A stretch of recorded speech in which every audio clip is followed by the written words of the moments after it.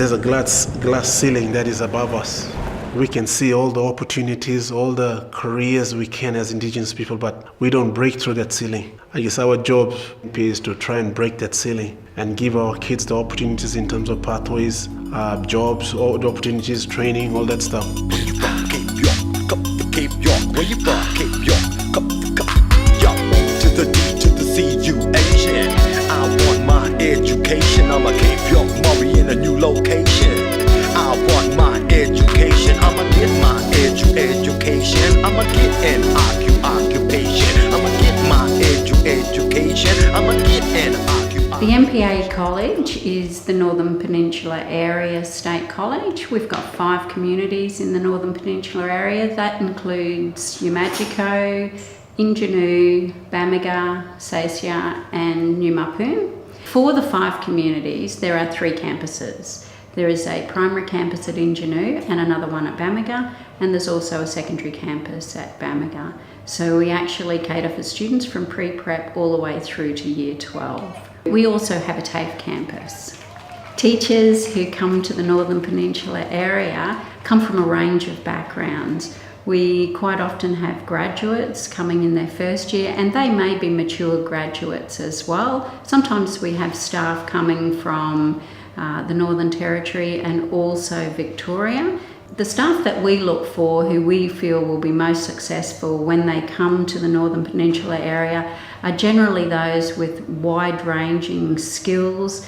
Obviously their expertise in their teaching area, whether that be in the high school or the junior campus. We look for people that obviously have expertise in their teaching area. We also look for teachers that have a wide range of skills, who can build relationships with community, work in a close-knit environment where they rely on their colleagues to form their new family. So together we can support our teachers, but also we need them to be open-minded, we need them to be resilient, we also need them to consider the importance of how successful their role is in the education of our students. We have 3 Aboriginal communities and we have 2 Islander communities, which makes up the 5 communities of NPA. And when you look at the cultural differences of this region, that's why we are unique. So when you look at the five regional communities that are here today, the regional one is Injinoo. That was there before the 4 communities that were formed. So Umagico is made out of people that were moved from Lockhart and Cowan. Bamaga, these were the ones that came from Saibai. And New Mupun was forcibly removed from Old Mupun near Wipa. Sasia was with the Bamaga at the same time when the exodus happened back in 1940s, early 40s, I think, or late 40s.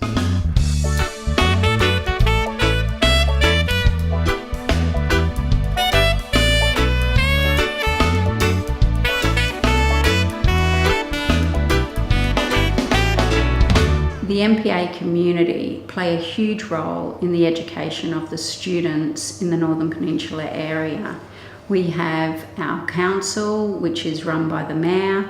We then have the Education Council, and we also have our P&C and of course the traditional owners, who all play a significant role with the education of students in our colleges. On the 17th of November, it was a significant milestone for the Education Council. They prepared and delivered their educational strategy as part of the Education Council launch. The EQ strategic plan also states, by working together to bring the strategy to life, developing our people and rebuilding our performance, we will ensure our schools are among the best in the world. Within that strategy, they focus on a number of areas, of which education is a significant piece of their work, and together the Education Council will work with the Northern Peninsula Area State College and the community to work in a collaborative manner to ensure the education of students within the Northern Peninsula area are provided with the best opportunities for success.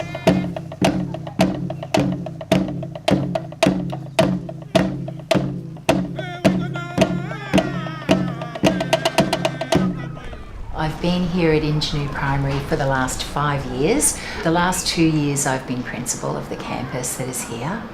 At this time we have 208 students in our school, the ages being from pre-prep through to year 6. We have 9 classrooms at this time, so we have 2 classes operating from our pre-prep classroom. Each of our year levels is a multi-age class, and our teachers range from graduates right through to very experienced staff. Here at Ingenuity Campus, we reflect the pedagogy of the whole college. So our 4 pillar stones of pedagogy are explicit instruction, consolidations, foundation programs, and positive behaviour for learning. Explicit instruction is our main pedagogy, meaning that when we have all lessons and all instruction, we follow the process of I do, we do, you do. In that way, we're seeking for students to have ultimate success in all lessons. The main thing that we need to see in people is a positive attitude and an open mind about the suggestions that we're going to give. When coming to NPA from my own experience, everyone said to me it is all about relationships, and what I found is that yes, it is all about relationships.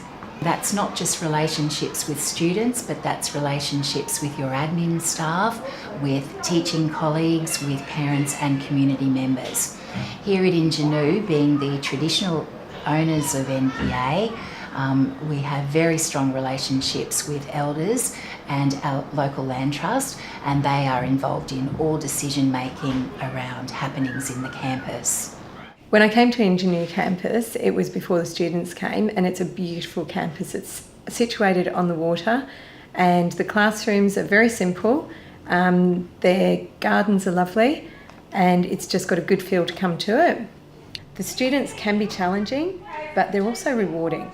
The smiles you get from them, especially after school when you're driving through the community, you get lots of waves and the students just love you.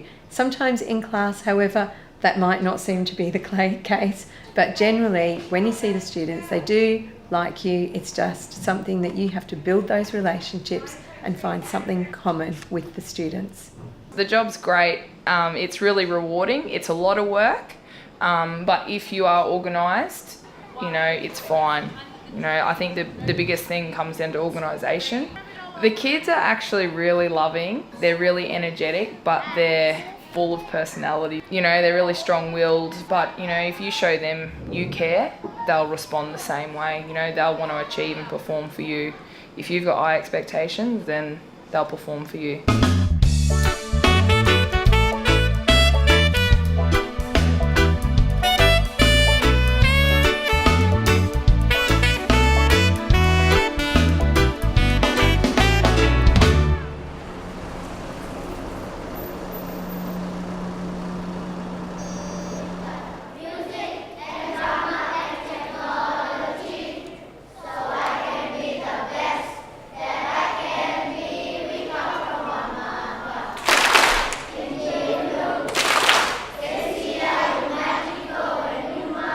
Here at Bamaga Primary Campus, we have 280 students at the campus, all Indigenous students. We have a couple of non-Indigenous students at the school, so it's 98% Indigenous.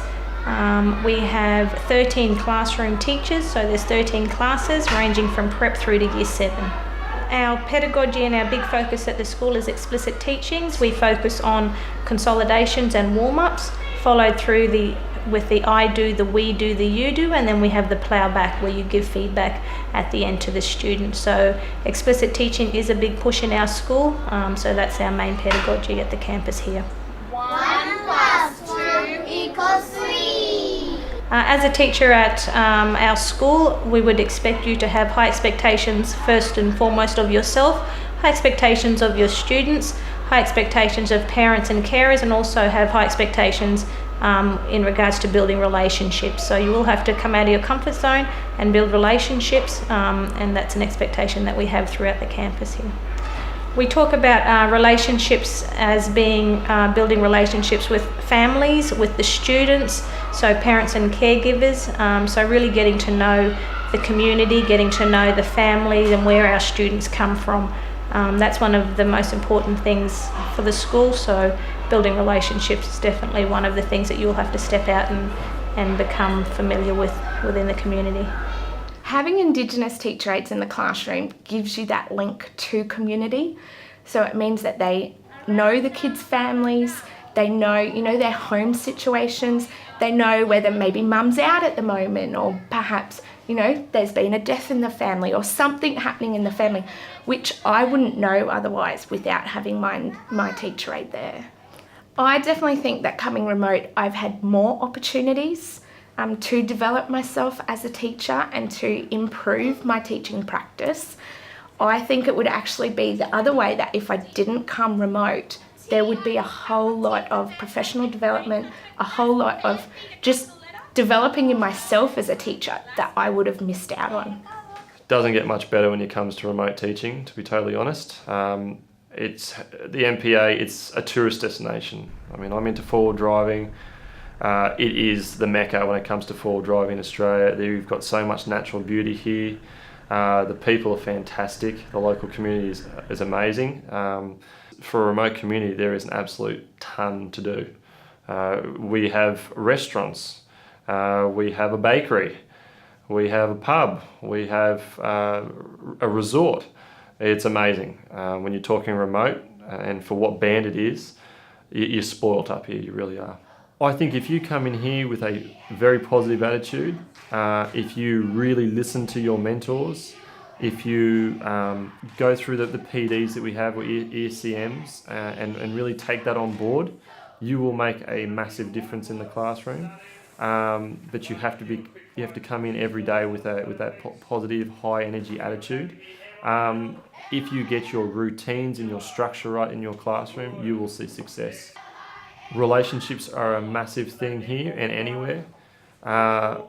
If you take the time for the kids, if you are a positive influence around the school, if you get involved on parade, if you try and be fun, if you try and talk to them one-on-one and have the time and show the kid respect or the student respect, just like you would want respect, they will give that back to you tenfold.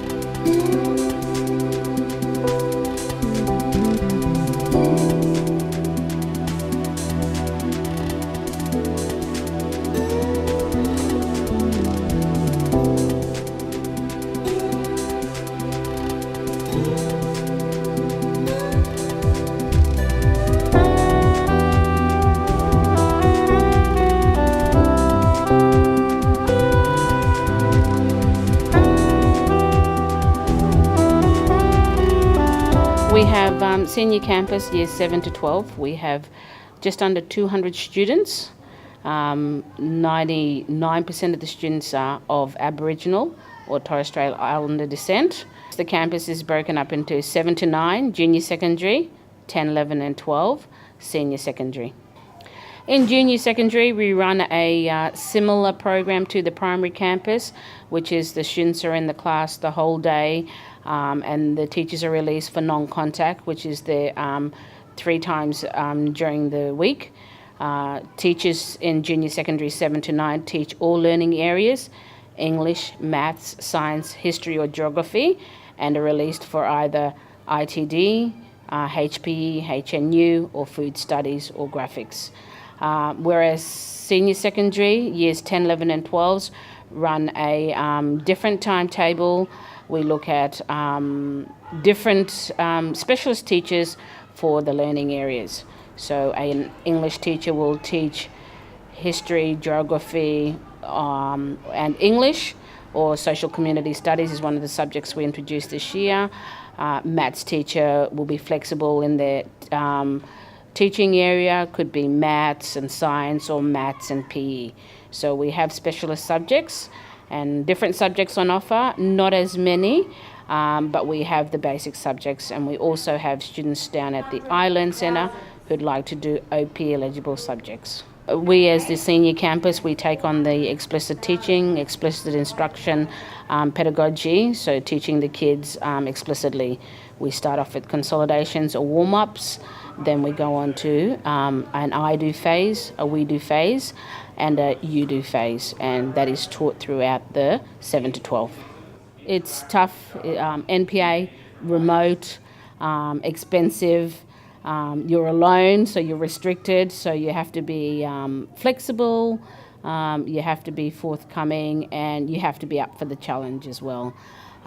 In high school, 7 to 12, any students in the high school are very challenging, but coming to a remote setting, away from family, snail mail, flying in and out of here only between Monday to Friday, it is a tough gig. So you've got to come with an open mind. With the students, I believe you really have to build relationships with the students. You really need to have time, take out time to start to get to know them, get to know their parents. And this can be done through sending letters home, having parent-teacher nights, meet and greets. And you really need to build those relationships. So building them relationships, those students know that you care about them. And then getting in contact with the parents, they know that you're doing your utmost to work with their children, their students, and know that, you know, they're getting a good education. We have 11 students who are verified, students with disabilities. So when I say SWD students, it means students with verified disabilities. And they are actually in mainstream classrooms for a lot of the time. And so this year I've been free to run an ASDAN program, which is a new curriculum, has come from UK, and many of the schools in Queensland are trialling it this year for the last couple of years. It's a course for a curriculum very suited for SWD students as well as student support.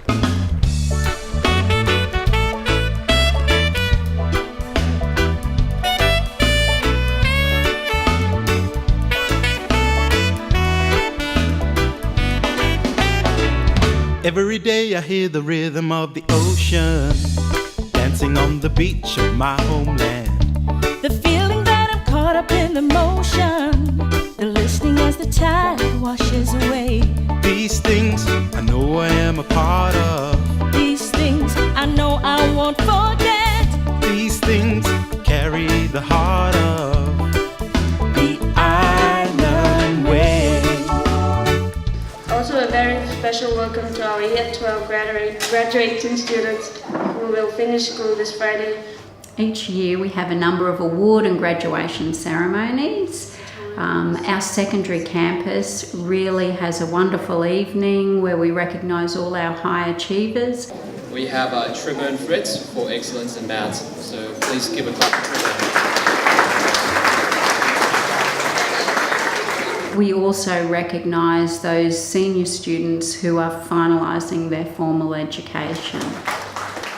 Coming from here, you will have a view of both the far north Queensland area and Torres Strait Islands, like none that you can experience as a tourist. You will actually know families and realise that it's all about the people that are here. The natural beauty is there, and we hope that that stays, and we teach our students the right way to sustain the environment. But you will come away and just smile every time you hear Bamaga, Injinu, Umagico mentioned, because you'll have the fondest memories of the best time of your teaching life.